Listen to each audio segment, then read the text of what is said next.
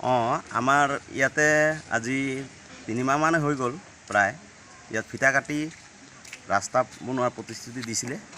ৰাস্তা আজিলৈকে ৰাস্তাটো হোৱা দূৰৰ কথা, ৰাস্তাৰ ব্লকখনো নাইকিয়া হৈ গ'ল। তাৰ পাছত 1 মাহৰ ভিতৰত ৰাস্তা বনোৱাৰ প্ৰতিশ্ৰুতি দিছিলে, কিন্তু 1 মাহৰ ভিতৰত প্ৰতিশ্ৰুতি দিয়া আজি 3 মাহ হৈ গ'ল। এচৰ পৰা মাটিও নপৰিলে, অন্তত ব্লকটো ইয়াত নাই। তেতিয়াহ'লে আমি ৰাইজে কেনেকৈ সকাহ পাম? আমাৰ ৰাস্তাটো 1 মাহৰ ভিতৰত বনাবলগীয়া ৰাস্তা, আজিলৈকে এটা এচৰ পৰা মাটি পৰা নাই, 3 মাহ হৈ গ'ল। বিধায়কজনে এটা অকমান্য বিধায়ক বুলি আমি ভাবিছোঁ।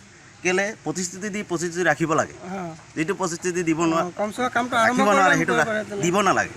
আৰু আঁচনিৰ ওপৰত ধৰক আগত যিকেইসকল মানুহে প্ৰাপ্য মানুহে অৰুণোদয় পাই আছিলে, আজি সেইকেইটা কাট খাই যিসকলে পাব নালাগে এসকলৰ ঘৰত আঁচনি পাই আছে।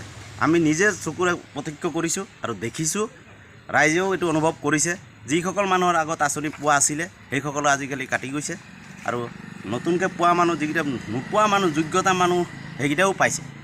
তাৰমানে এনেকুৱা আমাৰ বিধায়কজনৰ কাম আমি নিজ চকুৰে চাইছোঁ, আৰু ৰাস্তাটোৰ বিষয়টো আমি দেখিছোঁৱেই। যেতিয়া ৰাস্তা আমাৰ ইয়াত বোকা হ'ব তেতিয়া আহি আকৌ ক'ব ৰাস্তা বনাব লাগিব, কিন্তু এতিয়াতো আমাৰ ৰাস্তা কাম চলিব পৰা আছে, এতিয়া বনাব লাগে। আমাৰ ৰাইজে এইটো আফচোচ কৰিছোঁ।